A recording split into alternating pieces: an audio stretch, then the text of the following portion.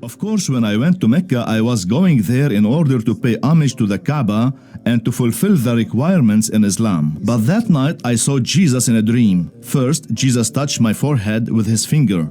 And after touching me, he said, "You belong to me." And then he touched me above my heart. "You have been saved. Follow me." "You belong to me," he said. So I decided, okay, I am not going to finish the Hajj, the pilgrimage. Whatever it takes, I am going to follow that voice.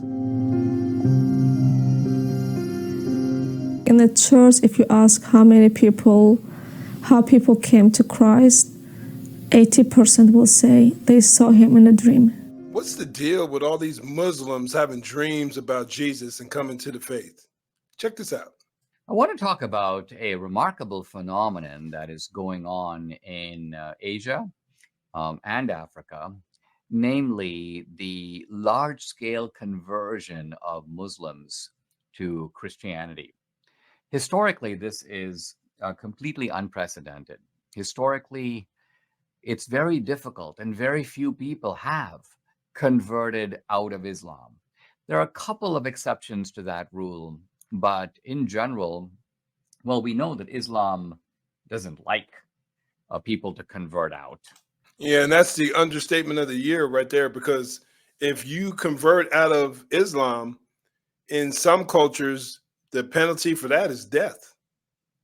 And in other areas that may not have such a harsh penalty for it, you could still be completely ostracized by your family. There are a host of other rules and treatments for people who abandon Islam. So in a lot of these predominantly Islamic nations, for someone to convert to Christianity, you can pretty much bet that their conversion is legit. It's real, because the consequences are so high. Now, I'm not saying that's completely the case in 100% of the conversions, but considering that the penalty for that could be death or ostracized, being kicked out of your family, there's something different there than in a lot of our Western societies. In fact, if you think of the old line about the Hotel California, you can check out anytime you like, but you can never leave. That applies to Islam. You can't leave. And you can't leave to become an atheist, and you can't leave to become a member of another religion. In both cases, it's considered not just losing your faith, but apostasy, betraying the Muslim people. And it's been punishable by imprisonment or beatings, or in some cases, even death. Absolutely. Remember, for example, the fatwa that was put on Salman Rushdie, the writer, because he was seen as a sort of apostate to Islam. So this strategy of making it difficult, if not impossible, to convert out has historically stopped Muslims from doing it. Translation: fear can be a powerful motivator. Sad, but true. There, as I say, are a few exceptions to this rule. In 16th century Spain, once Catholic monarchs got a hold of Spain, they established preferential treatment for Catholics, and they essentially expelled the Moors, the Muslims, from Spain. Now, there were some Muslims at that time who converted to Christianity in order to be able to stay in Spain, but that's an historical exception. Even as late as the 1980s, a missionary wrote a book called 10 Muslims Meet Christ. And while the book focused on 10 Muslim converts, it was very clear from the book itself that this is extremely rare. It's really hard to get a Muslim convert. So like, I found 10. Let me tell you about their stories. But now, interestingly, in many countries, not just in one particular place, in Algeria, in Albania, in Syria, in Kurdistan, in Egypt, you have Muslims converting to Christianity. In fact, they're converting to Christianity in such numbers that there's even a name for them. They're called MBBs. Pastors call them MBBs, meaning Muslim background believers. Believers, Christian believers who come from a Muslim background. How many converts? No one knows exactly for sure. But from the Muslim side, you have had complaints. There was a complaint by a guy on Al Jazeera who said that by his count, 6 million Muslims are converting to Christianity each year. Wow. Think about that. That's a huge number. Traditionally, Muslims have gained forces by conquering. So they don't really convert people to Islam really by persuasion either. They use force. But as I say, very few people convert out. Now, that might be a little different here in the West, that they're not really converting anyone by force, but in most other countries, that's pretty much how it went down, historically speaking. But just think about that, though. That's pretty wild. And I don't think we'll ever know the true number, because a lot of these countries, as Dinesh pointed out, the consequences for a lot of these conversions can be imprisonment or death. So I don't think we'll ever know the true number. And I know there's a big debate worldwide amongst Christian circles about end times, eschatology, the study of end times. But man,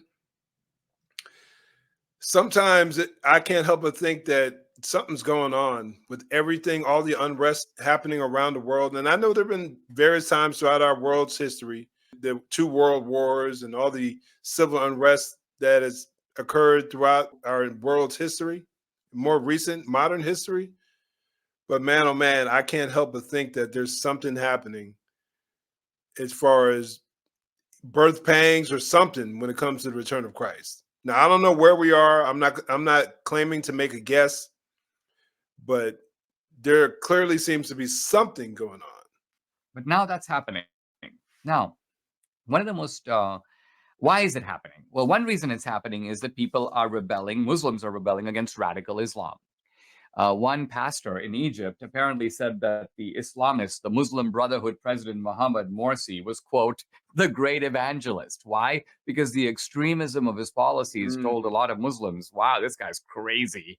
I don't want to be part of any religion that he's part of. So that's part of the reason for the conversion. But the fact that it's happening in so many different places shows that that's not the only reason. Now, interestingly, when you talk to Christian pastors, and I'm referring here to a very interesting article that quotes a number of these pastors, they claim that the reason that Muslims convert, or at least a substantial number of them convert, is that they have dreams and visions of Jesus Christ. Now, this is what I wanted to get into. This is so fascinating. Now, this is a little bit far out, but apparently an Iranian convert, this guy's fairly typical. He said, quote, many people are having dreams and visions about a shining man dressed in white telling them about Jesus. The leader of a Presbyterian church in Pakistan said that there were some Afghan imams who traveled hundreds of miles to study the Bible. And when he was asked, well, why are they doing that? He goes, quote, dreams. Christ appeared to them in their sleep. And then a Colorado pastor who conducts classes in Arabic via the radio and the internet, he goes, virtually all my students came following dreams. I can recall a time when I was working at the county jail here in Vegas, and one of the ladies who worked in the kitchen and the dining facility where the officers and civilian staff would eat, she was a Muslim. I think she was from Iran. I remember her coming to me one day and she was just so excited. And she was like, Officer Muldrow. And I was like, yeah. I was like, what's going on? She was like, I had a dream about Jesus.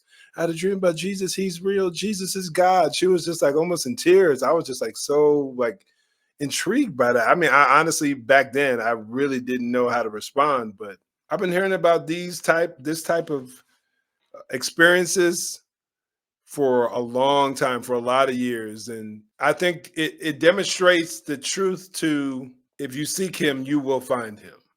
I can't help but feel that. And it just really moves me. It's such a powerful demonstration of the truth of the gospel.